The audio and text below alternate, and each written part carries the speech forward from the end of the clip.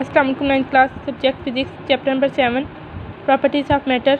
Topic Archimedes principle. Archimedes एक Greek scientist है। Scientist के नाम पर ही जो प्रिंसिपल है उसे क्या कहते हैं? अर्शिमीदस प्रिंसिपल। उसकी स्टेटमेंट क्या है?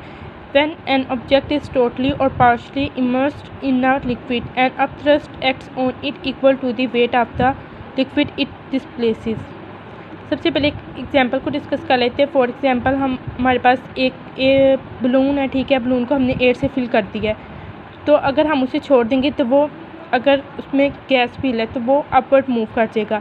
अब अगर हम बलून में एयर फिल करके उसे एक बीकर में या वाटर में, ठीक है, बीकर लिया, उसे वाटर से फिल करके उसमें डिप कर देंगे तो क्या होगा कि जो बलून है वो अपवर्ड मूव कर जाएगा, वाटर की सतह पर ऊपर आ जाएगा। क्यों? क्योंकि उसका वेट कम है, तो जो उस पर वेट एक्ट करेगा वो अपवर्ड मूव करेगा, वो ऊपर आ जाएगा।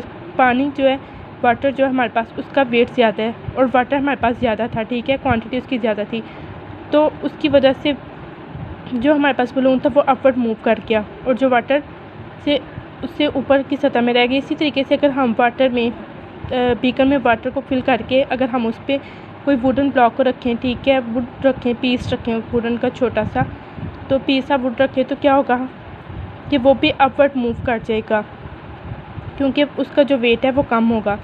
तो अब इसके अकॉर्डिंग हम स्टेटमेंट को डिस्कस कर लेते हैं कि जब when an object is totally और partially immersed in a liquid, के जब कोई ऑब्जेक्ट टोटली या फिर मीन मुकम्मल या फिर हाफ, पार्शली इमर्स्ड का मतलब है कि हाफ डिप हो वाटर में और उस पर एक अपथ्रस्ट किसको कहते हैं कि जो अपवर्ड फोर्स एक्ट करती है ऑब्जेक्ट पे, तो उसे क्या कहते हैं? अपथ्रस्ट फोर्स जो उस पर एक्ट करे लिक्विड पे, ठीक है, वो इक्वल हो किसके, जो उस पर एक्ट कर रही है, ठीक है, वो इक्वल होनी चाहिए वेट ऑफ द लिक्विड की इट डिस्प्लेसेस, जो हम डिस्प्लेस कर रहे हैं, ठीक है।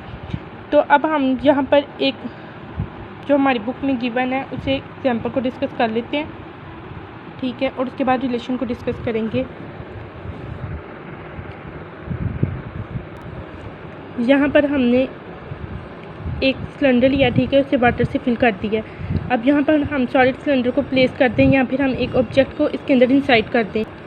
अब इस ऑब्जेक्ट को हमने इस लिक्विड में प्लेस कर दिया, तो अब जो ऑब्जेक्ट पर फोर्स एक्ट कर रही है वो डाउनवर्ड कर रही है, ठीक है, ये डाउनवर्ड फोर्स एक्ट कर रही है ऑब्जेक्ट की, लेकिन जो वाटर की फोर्स एक्ट कर रही है वो अपवर्ड कर रही है। तो इस फोर्स को F1 कहेंगे, इससे F2 कहेंगे। इसका क्रॉस सेक्शनल एरिया क्या है? A, ठीक है। अब यहाँ पर जो फोर्स एक्ट कर रही है इसकी हाइट क्या है? H1, और इस सतह से लेके यहाँ से इस सिलेंडर, सॉलिड सिलेंडर से लेके यहाँ पानी की सरफेस तक जो है वो H2 है। तो अगर हमने फाइंड करनी हो, रिमेनिंग फाइंड करनी हो, ये H1 है, ये H2 है टोटल, ठीक है, तो हम क्या करते हैं? H2 में से माइनस करते हैं H1 को, तो जो हमारे पास आएगी वो क्या होगी? इसकी हाइट H आ जाएगी, ठीक है। अब यहाँ पर जो हमारे पास प्रेशर एक्सर्ट कर रहा है वो P1 है, ठीक है, जो डाउनवर्ड कर रहा है, ठीक है, और यहाँ पर हमारे पास क्या है? P2 प्रेशर एक्सर्ट कर रहा है। तब हम इसके रिलेशन को डिस्कस कर लेते हैं। तो हम ये यहाँ पर क्या कर रहे हैं, ये जो ऑब्जेक्ट है इसके अंदर वो क्या है? इसमें लिक्विड में हमारे पास टोटली, ठीक है, इमर्स्ड हो गया, ठीक है, इसके अंदर है वो। अब उस पर जो फोर्स एक्ट कर रही है वो अपवर्ड फोर्स एक्ट कर रही है, मीन अपथ्रस्ट फोर्स एक्ट कर रही है, वो इक्वल है वेट ऑफ द लिक्विड के जो इसमें डिस्प्लेस है।